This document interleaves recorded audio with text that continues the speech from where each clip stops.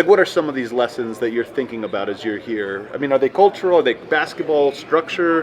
What types of things do you really think about from this experience so far? Yeah, so there is really a lot of differences. Of course, when it comes to the to the court, to the basketball game, the biggest difference is the rule of 2.9 or Right. three seconds defensively. It's completely different game. In Europe, you can like clog the paint. You can keep a man inside for however long you want, and it is like really difficult to score one-on-one. It's really difficult to score. So the players over there are used to find different ways of scoring. They are not. We are not that athletic over there. So that's one more thing. And here in the NBA, everything is so quick. Everything is so athletic.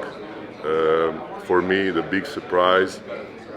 But when you analyze it better, it's not really a surprise. Is how unselfish the summer team Nuggets is playing. But of course, it all starts with the way the Nuggets actually play, with the way that Jokic is leading that team, with the way it's coached. So that is what the guys are trying to do here in the summer league, and that's really impressive for me. So This is interesting because I want to follow up because Jokic is not here.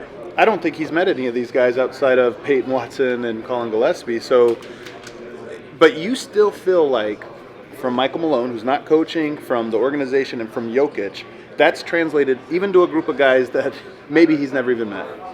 yeah, I don't know if it's true. That is how I feel. Sure. That is how I feel that you can feel the presence, of how the basketball here. What is the Nuggets basketball?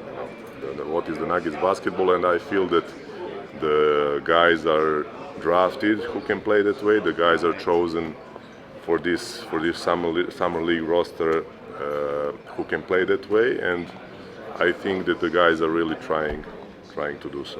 Let's go to the summer league roster. I've seen 2 games. You've been with them for about a week and a half or so. What stands out about this group of guys so far to you? Let's start with some of the players, the drafted players this year, and I can start with Jalen Pickett. He's my guy. I've been really into the way that guy plays. What stands out about him to you? About him, I can say that, about the whole group. First is that they are really professional. The way they worked at the training camp was really impressive for me. Everybody was really trying and giving his best, and that is what I can also say about Julian. He is a kid who is smiling all the time. He is a kid that fits in the group, easily. And of course, when it comes to basketball, he's a top shooter. He's a top shooter. Oh, Julian Strother. Okay. Are you asking about him? I said Jalen, but I'm going to ask about all of them. So. Okay. I went to Julian. Yeah, okay. I will go back to Jalen later. So Julian is like a top shooter. He has unlimited range. He triggers it really quickly, catching it on the hop and letting it fly. So I think he is very dangerous. Once again, I said he is really good for the group. He's unselfish. He plays defense. He's long. He can defend on and off the ball. So I think he's a great addition. He shoots from so deep. This is the new generation. They don't seem to care where you're on the court. You're open shoot. Is that something that's common in Europe too? Are you seeing more and more guys shoot from way behind the line? You do, because our line is obviously closer than in the NBA, but we still coach and we teach them to shoot even further out. Really? Because it's completely different spacing. It gives lets your floor breathe, which is really important to find those gaps for the drive, for driving kick basketball, or whatever you want to play offensively. You need good spacing. So it's really important to have guys who are able to stretch the floor. For me, Julian's play yesterday at the rim almost got dunked on. He goes up and gets a block, and that's a play. If he misses, he's on a poster. That play to me told me something about him. Yeah, that is I gotta give credit to our coaching staff. That they are emphasizing those type of actions every single day. And Julian followed it. He was there for that rule of bird, protecting the rim, and it was just a perfect action. What can you tell me about Jalen? What have you learned about him, Jalen Pickett? Yeah. The way he plays for me is different. Is different. You know, he really controls the game, in my opinion. He's a smart basketball player. I've heard that he is like fifth year college player. You know, so you can feel that he's ready. He's ready to play. He knows how to play the game. He can run the ball screen. He can drive. He can turn the drive into post up. You know, he